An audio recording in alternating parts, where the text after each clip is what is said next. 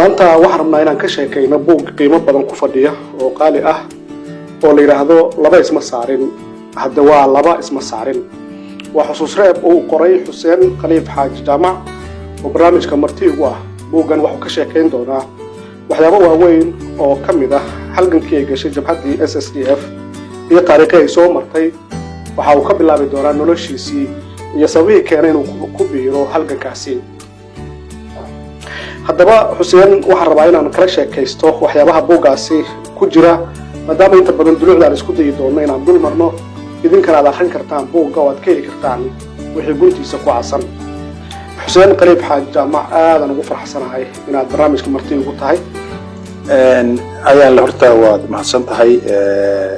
soo dhaweyntaad igu soo dhaweysay studio-haaga ku yaala magaalada London iyo inaan ka qayb qaato maanta barnaamijkan taxanaha ee xalnoolaata sidayso oo runtii Soomaalida gudaha iyo dibadda joogta ay ka daawadaan waxyaalaha xiisaha leh oo dhacay ama Soomaaliya Xuseen meelaha waxaa ka mid ah adigoo caada maraya oo arday ah oo kubadda la iska ciyaara oo laacib ah ayaa tagtay magaalada Gaalkacyo waxaad sheegtay inaad maqsuud ku ahayd markay timaado nolosha inta aad waxaad sheegtay in aadan marnaba niyadda gashanin inaad dalka ka dhoofto waxaad sheegtay in mar kaliya isbedel ku yimid arrintaadi hal mar aad isbedeshay oo aad weliba ku tilmaamtay sida taraq la daaro kale in maskaxdaada mar kaliya isbedeshay sheekada sheeko cajiiba weeye waa run sababta aan isu bedelay horta waqti bay soo qaadanaysay oo dee kacandiidnimada ilaa iyo intii aan xaaladda intaan galay ciidamada kulliyadda ciidamada jalisa intaan galay waan igu soo duxaysay waxaan arkay nin yar waxba la socon baan ahaa secondary school ka baxayo siyaasadda ma dareyn jirno runtii laga shaqeynayo waxyaalo kacaanka inuu waxyaalo ku khaldan yahay iyo waxa dawladda hore iyo dawladdan iyo wala sub babar dhigayo waan dhagayay ku soo duuli jiray laakiin nin anagu position siyaasi ah maskaxdiisu qaadatay marna ma ahayn ilaa aan jeelad kulliyadda ciidamada galay oo arkay sida wax loo maamulayo oo arkay qabyaaladda ka jirta iyo sida foosha xun oo aragtay meesha waxa ka qorayo waxa dadkii leelis ragaar loo soo qaatay dadaan iskuul dhigan sidoo dadka dhalinyarada waxaan Soomaaliya waxa lagu xifaaleyn jiray ama lagu la kaftami jiray marka dugsiga sare qoftu ka baxo wuxuu soo haysaa wax weyn oo Soomaaliya waxay ahayd wax saay adoo dugsiga sare ka baxay baa dadaan iskuul galin lagu la soo gelinayay inay wax kula dhigtaan meelaha iskuul primary hoose dhaxay wax ka soo baxay ama iskuul baan dhigaan baran sida marka qaarkood marka waxa idaaray sida taraqi wax tira badan uma baahan runtii inaad ka hormaadid maalmoodii nin dhageysanay sidaas oo kale su'aal la weydiiyay exactly waxaan dareemay oo SNM yar galay maalmoodii aan clip laga duubay baan dhageysanay ninkaas wuxuu yiri waxyaalo yar yar askartii kuwii meesha ciidamada magac ku sheegay meesha joogay ciidamada ahaaba gabar faraxumeeyay iyo waxa ay sameeyay waan qaraxmay bade xuduud waan talaabay ayagaasay ninkaas isticmaalaya talaw ama waa fakaday ma dhihi jiray waa fakaday marka waxyaalo soo birbirsanayay oo waajiray laakiin really markii inqilaabkii 78kii dhacay baa waxa dhacay waxyaalo badan oo xadgudub ah oo ku dhacay dad garanayo oo families ama saraakiil ha ahaadeen ama shacab ha ahaadeen ma garatay waxa lagu sameeyay sibaatooyin badan oo dad garanayo oo aan u relate garan karo baa tiiba si kabisay ma garatay inaan meeshan dalkan aan uusan ka jirin nidaam dadku u siman yahay oo hadda waxyaalihii xuquuqda oo dad qof ku lahaayo kala gedisan ama mid hadal ama mid safar waxa soo dhan wax xiran bay ahaayeen ma dad kale naftooda u baqday mastaada u baqday maya anigu ugu dambeynta teedo horta runtii markaan runta u sheego xaqiiqda oo hadlo baqdin saj igu ma jirin aniga ma huba in la xiri lahaa hadii si joogi lahaa horta taa markay teamkii aniga dadkii ila joogay ila sheekaysan joogay ila isku xirnayd raalliga hada dadkaas wax baxsaday iyo wax xabsi galay baahay marka anigu kama hareyn wax ku difaacay ma jirin marka ma ahayn ittifaqashadeedu runtii baqdin such oo sidaas ma ahayn waxay ahayd inaan kala dirno rejiimka in la bedelo motifka sababtaan dalka uga tagay daaway mana ahayn hadda si joogay marka laakiin gaari laakiin anigu nin markaas garaadkiisu ama wax garaadkii aragtidiisu ay keeni karto inuu saa u baqo wani la yaraaha ma aan lahayn laakiin way dhacday markii dambe dadkii aniga ila joogay ugu hareereysnaa dad xabsi galgaar badan ku wareysata halkan barnaamijkan dhalinyarada ku wareystaa jiro oo la xiray oo la jir dilay oo rag badan saas ku dhacday in badan waa waasheen xabsida qaar baa xabsida ku waashay qaarna way fakadeen dadkii aan waa isku jilkahay qofkii dareynaya buugga ayaa akhrin kara runtii sheekooyin badan oo aan halkan lagu soo bandhigi karin oo aad u dheer oo qofka markuu akhrisanayo ku raaxaysan karo buugaad ka heli kartaan waxyaabo badan aad ka sheekaysay runtii oo aan rabay inaan dul maro maxkamadayntii generaal Matukade iyo Nuur Cadde qoristii Leyli Sarkaal sheekay ahayd labadan dhex martay arrintii Leyli Sarkaal lamida la qoraayay oo ka mid ah meelaha adiga naftaada aad uga cabanaysa si wax u dhaceen bal sheekada nooga sheekada waxay ahayd yani ciidanka booliiska baa Leyli Sarkaal loo qaadanayay waxaan u maleeyaa inaan khaldanayn 20 bay ahaayeen 20 annaga way naga horeysay laakiin waxaan ku soo aaday 20kii dambe anaga waxaan ku jiraa Leyli Sarkaal baa 20 dhalinyaro loo qaadanaya arrintaas waxa uu xil saarnaa Nuur Cadde marka say ahaataba anagu 20kii baan galay iyo niman walaalanahay iga weynaa isku waqtiga iskuulka sanad bay igu horeeyay sanadkaas xalale laba group baa wada gashay by the way labadaas baan ka wada tirsanay labada adiga markii nala qaatay kadib Matukade ciidanka madaxda ah booliiska markii dambe inqilaab ku dhacay 28 baa lagu soo oogay Matukade inta la xiray sabab looga dhigay Leyli Sarkaal buu hab qabiil ku xiray ku qoray isagoo soo xiran markhaati baa looga dhigay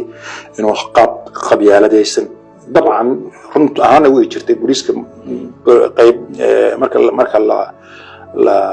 la eego dadku ka koobnaa dad ka yimid dadka gobolada North Eastern yiraahdo aad ugu badnaa waa intii soo doonatay baan anna u maleynaya wax si gaar ah maalintaas inta aan joognay Matukade institution hay'ad waxay ahayd booliiska lagu tilmaamo aad u dhisan haadisan fiican oo lagu faani karo yahay waxaad garan kartaa marka annaga aan booliiska doonaynay militariga waa ka cararnay inaan ku khasbaan la damay raaf khasbo militariga waan ka cararnay booliiskana waa lagu isku leenayay numberku waa sheegay aan u maleynayaa 400 420 baan ahayna 500 600 400 qof baa soo istaagtay safka adiga ugu dambeyntii markii Matukade inqilaabka loo xiray oo la yeesay saraakiil baad ku qaadatay hab qabiila markhaati waxa loo keenay Nuur Cadde maxkamadii Nuur Caddena wuxuu yiri may Matukade ma qorin anaa qoray saas ku timid aniga waa la isoo ma garatay anaa ka aaminsan dadka qoritaankooda 40 bay ahaayeen 40 kama anaa qoray marka eeda looga dhigay isaga ma shaqo kuma lahayn absolutely inqilaabka dadkii aan inqilaabka dhigay meel baa la joogay ma filayo Matukade Allah yarxamo maxaa loo maagay markaa gaar ahaan maxaa wax siyaasadda dalka markaa ka socotay bay ahayd qof hadii la rabo meel in laga qaado dad saro madaxda ah oo madaxweynaha isku faanayeen ma malanaya dad ahayn way isku dhacsanaayeen wax dad baa doonaya marka inay meesha ka wareejiyaan oo qofka la geystaan saas ma aan arkay sheekada waxa kale oo sheekooyinka kamid ahayd xagga ciidanka marka ka hadlayna marka booliiska iyo arinteedii sheekadii la xiriirtay ninkii ahaa Maxamuud Dalmar sheekadaas sheeko ma garatay ay ahayd Faysal oo ma garatay buug waxyaabo badan ku hadlayaa waxaan ku soo dadaray waxyaalo sheekooyin oo ma garatay runtii waxyaalo dhacay laakiin aad moodid in xiisleyeen hundra wuxuu ahaa in aan iskuulka wada dhigan jirnay oo arday aad u fiican oo waxbarashada u fiican baa very bright waxa marka blues inuu sarkaal noqdana wuu jeclaa marka maalintii markii la qaadanayay safka dhar bayna ku qaadanayay waa laga tagay isaga waa laga tagay aad buu xumaaday marka gadaal buu inta soo maray buu anagoo farxsan oo dad guuleystay oo qosqoslayna buu nagu soo dhunta isbitaraal baan soo xirayay aan soo qabanayay Nuur Caddena halkaas u taagnaa shaqo kuma lahayn Allah yarxam marka Maxamuud inta soo dhaxgalay baa waxa arkay isbitarayaashii soo baxay adiga ku soo diray markii laga tago soo dhuntay aad iyo صاحبها كارن قاشان الله يقصد دري قاشان الله وندر عدها هاي مش تاجن قاشان الله يقصد دري ما وين بس عادي اسكتي waxa cajiib ahayd marka Allah yarxamo nuur maqlay marka nuur inta khibradan ka yeeshay judgmentigaas ama go'aanka uu qaatay baan aad runtii u cusiyay tuqsi iska daayay qaar kuwan kamid ah caafimaad ku dhacay wayna dhacday laga mid sheekada caafimaadka wali xiisa badan leh ha sheekada waa sheeko kale weey marka nala baarayay marka ardayga wuxuu nuur cadda ugu soo daray nuur cadda ugu soo daray waana u shaqaysay نور كيلو يري اسك دايا والله dadkeena ka yimid gobolada dhexe mudug ama nugaasagu reer magaaladii mudug labada waa ahaa ninka waxay ahayd sheekada Soomaaliya waxa muddo inuu marxad ay ka tahay xogaa in adeeg baan u sheegaa ragadiga marmarna waa shaqeeyaa marna ma shaqeeyaa maxamed Allah yarxamo oo maxamed ma doona oo shaqeys markan ruuxda kama jijibin kama jijibin qaar waxay dhacdeen markii la yaabanaa maxamuud oo nagu jiray oo soo galay imtixaanka markii la qaaday caafimaadkii ba qaar xareen dhowr ba hartay qaarna waa isaga tagay meesha markii dambe baan ugu mar dambe waa ka tagay laakiin isla markii in badan ba ka tagtay maxamuud sarkaal buu noqday sarkaal uu cadra ka dhigay ciidanka booliiska caan ka noqday markii nin aad u jeclaa shaqada runtii shaqada aad jecel baa waxa haysa gaar lahayd baarista caafimaadka markii aad shaybaar ka tagteen sheekada saad qorayso oo aad lidin baarayo gabadha ay joogtay meesha isla shaybaar shakay leeyahay sarkaalnimada waxa la geeyay isbitaalka Madiina oo booliisku lahaa isbitaalka meel aad u sareysa markaas oo maana tagin laakiin ma filayeen standardkii sidii ahaayo meel heer sare way ahayd bana la geeyay waxaan ahay 18 soo ma garatay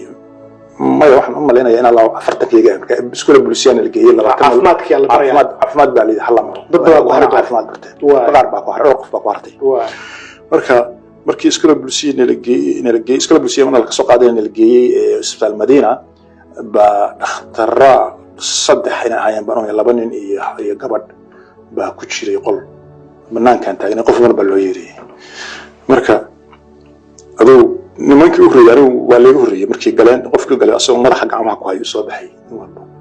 oo si u khajirsan oo madaxa ruuxa maxaa dhacay nin uma sheegay marka qalbiga arag oo arkaysa arki doonta waxa dhacay waad absida si kordhinaysa taasoo nervous tagaysa meeshii gabar baa joogta waxa lagu oranaya sida inta lagu baarbaaro meel laga baaro breach wax lagu sameeyo baloonaya bixis ruuxa gabarna ku daawanaysa بحس الوالكنا حبيت ترنت أنا كرقاد بلو أورانيا محاول